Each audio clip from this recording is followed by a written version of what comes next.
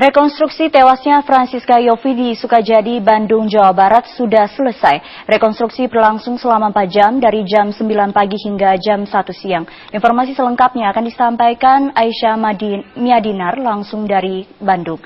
Aisyah, apakah sudah ada hasil yang disimpulkan dari rekonstruksi ini?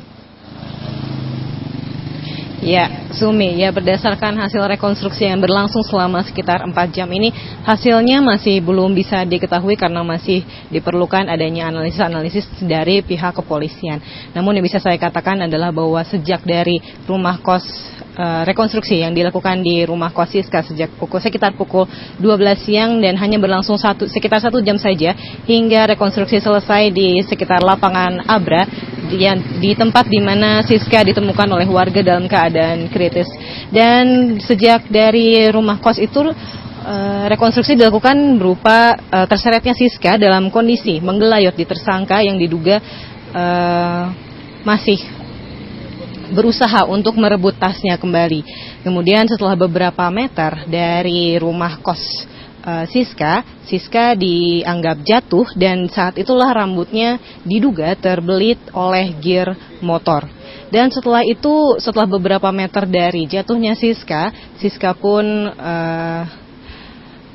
ditinggalkan di dekat lapangan Abra dan dalam kondisi mengenaskan dan dalam luka parah, dan sehingga ditemukan oleh warga yang kemudian langsung menenangkan Siska dan langsung memanggil aparat yang berwenang.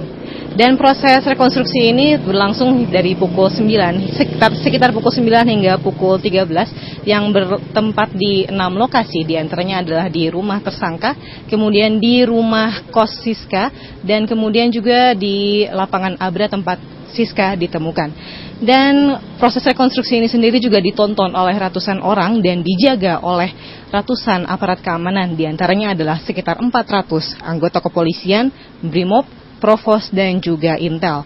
Selain itu, keamanan juga dilengkapi oleh 1 unit kendaraan taktis berupa barakuda, dan proses rekonstruksi ini sendiri agak berlangsung lama pada saat di depan rumah kos Siska, di mana saat itu adalah saat Siska turun dari mobil dan juga berusaha untuk membuka gerbangnya, dan saat itulah para tersangka menghampiri Siska untuk membacok dan mencoba menjamret tasnya. Dan saat itulah